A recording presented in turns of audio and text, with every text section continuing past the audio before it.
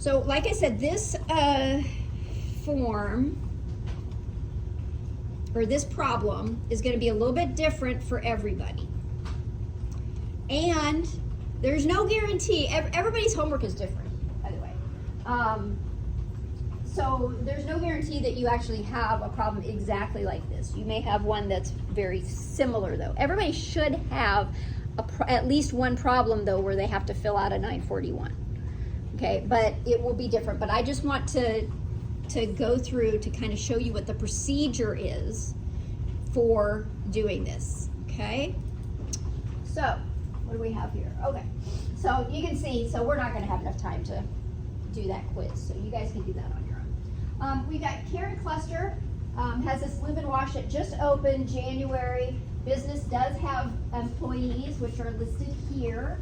At the end of the first quarter, so we're talking about the first quarter here, here's all the information pertaining to the wages that were paid, the taxes that were withheld, so, or the taxes that are calculated here. And you can see there's also one other thing that you may encounter sometimes is a difference between the employer's half, so this and this, because again, what employers are doing is they are withholding based on the entire, how much was paid for the entire payroll, not for what was with, or they're paying based on what was with, what was paid for the entire payroll.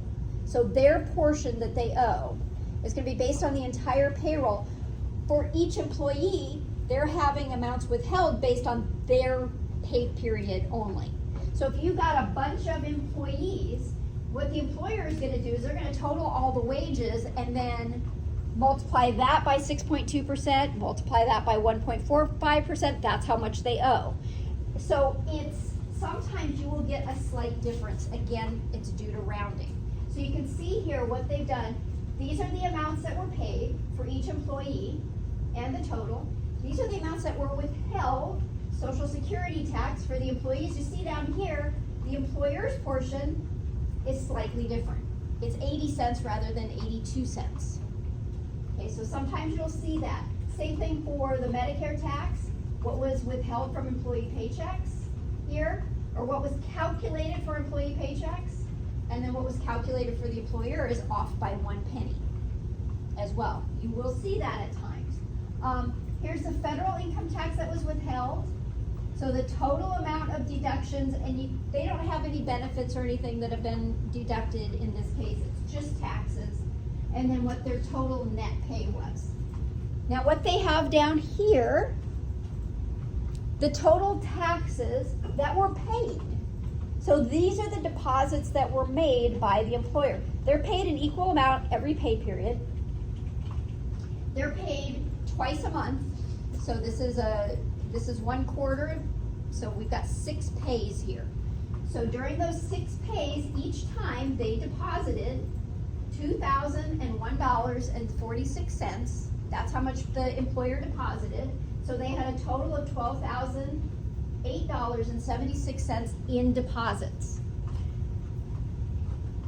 The problem, so they do tell you some hints here, and they talk about the fractions of cents.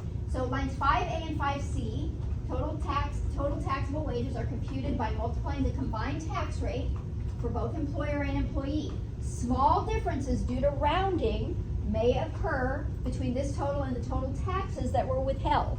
That's what we were talking about. That's this illustration that I made. Okay. The employer's taxes, let's see. So this difference is reported on line 7 as either a deduction or an addition. So it may be, in this case, we had an addition of 5 cents, but if what we deposited was slightly lower than what we calculated, then we would have a subtraction. But it could be either one. So we're going to assume the company deposits taxes on a monthly basis. That's important because remember what on the second page of that 941, we have to check the correct box here. We're going to do a monthly deposit schedule. And they give you this hint for line 7. fill in, and this is the same hint that I just gave you. So fill in line 6, up to line 6, then stop and go to line 16, part 2. So then you're gonna look at the deposits. So you're gonna do the calculation up to the adjustment, then you're gonna stop, and then you're gonna look at what the deposits were, and you're gonna fill that part out. Okay? Take the information, fill in line 10, line 6 and 10 have to be equal. If the amounts are not the same, correct it by entering the amount to make it equal on line 7. So again, that's just whatever that difference is between these two, between line 6 and line 10. Line 7 differences are caused by how calculations are made on the 941 and the amounts withheld from employees' earnings plus the employer's payroll tax amounts each pay period. Again, it's just because for the pay, we're calculating it on a per pay basis. For the 941, we're calculating it on a quarterly basis, and we get some weird things that happen when we're using percentages when that happens. Let me do that. Okay, so let's take a look at this so we can get this done in the next 15 minutes. All right, the first thing you want to do is indicate which quarter we're reporting for. This is the first quarter, right? They told us that this is the very first one they're doing. All right, so number of employees who received wages or other compensation, tips or other compensation for the period, including, in this case, it's going to be March 12th. We don't have like information on what, when they were paid, but they did tell us that they were paid equally in each of those 6 pay periods. So we can assume all 4 of these employees were paid in that pay period. So that would be 4. Number 2, wages, tips, and other compensation for this quarter. They've totaled it up for us here, $47,900.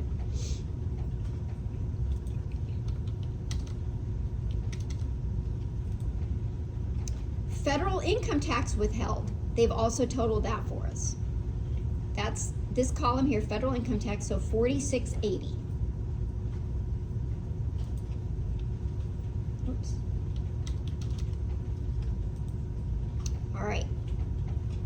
We don't need to check this. If no wages are subject to Social Security or Medicare tax, you would check that box, but that's not the case. So taxable Social Security wages. For this problem, it's the same as the amount in box 2. Same amount is taxable for Social Security purposes as is taxable for federal income tax purposes.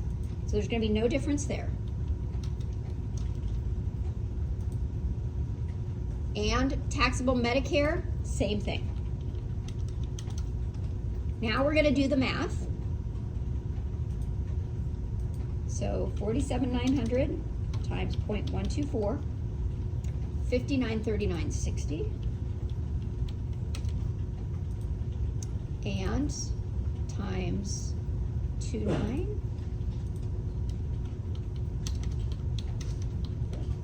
1389.10. I already did this in the last class, that's why it's already showing up. Okay, we don't have anything that's subject to additional Medicare tax withholding, so we go down to line 5E. Total Social Security and Medicare tax, we're going to add column 2, all of these lines.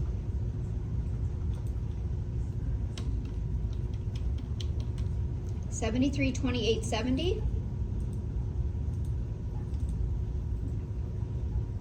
Nothing, we're not going to put anything here, and you don't have to put a 0 if you don't enter anything. You just leave it blank.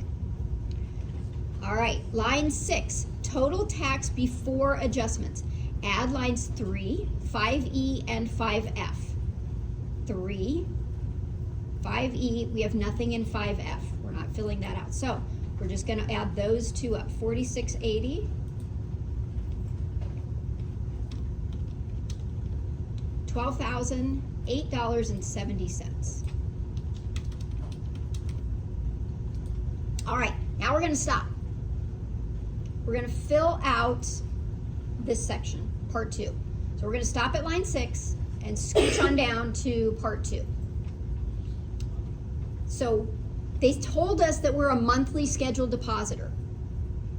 They said that in the problem, so we need to indicate that in our drop down. Now, it's not a checkbox in the problem, but it's a drop down, so we would choose B here as a monthly scheduled depositor. All right, so now we have to figure out what did we owe or what did we pay for each of these months. They told us in the problem that each pay was equal. It was exactly the same. This is the amount that was deposited each pay period, deposited for payroll taxes each pay period, and there were 6 paydays. So that means we've got 2 every month. They're paid twice a month. It says that in the problem as well. So we'll take the 2001.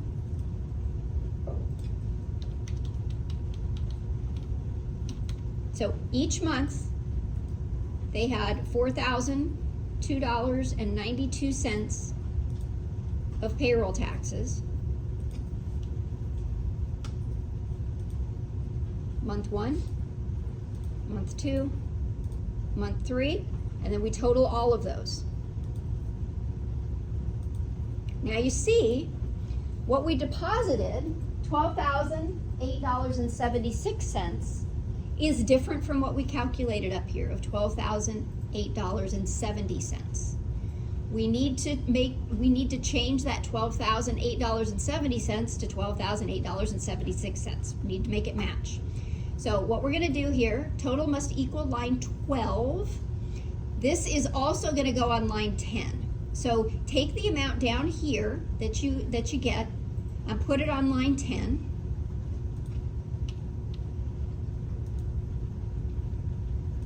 Now the difference between line 6 and line 10 is what we're going to enter on line 7. In order to make line 6 equal line 10, we've got to add 6 cents. That's our adjustment. Okay? So we've got our line 10 here, $12,008.76. We don't have anything on line 11. We're not going to enter anything there. Line 12, total taxes and adjustments after credits. Subtract line 11 from line 10. Line 11 is 0, so it's just the exact same amount. Then we'll go down to line 13. Total deposits for the quarter. That is the same because that's how much this is here. That's how much we deposited. That's all you have to do for this first page.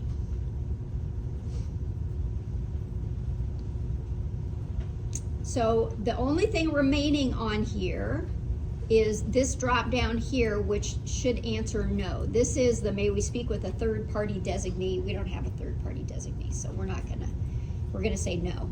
There's nobody there. And that's it.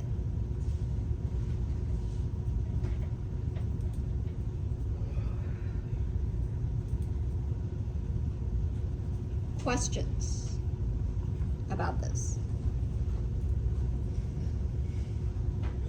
It's important, read the lines, read the calculations on those lines, okay?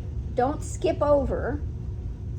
Students have a tendency to skip over some stuff. We're attracted to numbers, we're not attracted to words. That's what we notice, and so when we have to read a bunch of words, sometimes we like to skip over them. I understand, I do the same thing. Go ahead. Yeah. The only thing I didn't, I don't know if I missed what you said, the only thing I didn't get was the overage in fractions of cents. Mm-hmm. So where is that from? Like, where does that originate? That's is it the when we're difference. rounding? Yes, that Okay. originates from the rounding, right? And you so can have to track your rounding as well. No, you don't. Because what you're gonna do, like I said, you're gonna do everything, calculate up to line 6, Yeah. and then stop. And then you're gonna do this second page to figure out what your deposits were. Here, this amount, the difference between this and this is gonna be your rounding. Gotcha. Yeah, so you don't have to track the rounding. Okay. No, Great. that'd be a nightmare. Other questions? All right. So hopefully that kind of helps to get you started on your problem. What we'll do, Can you go over that again for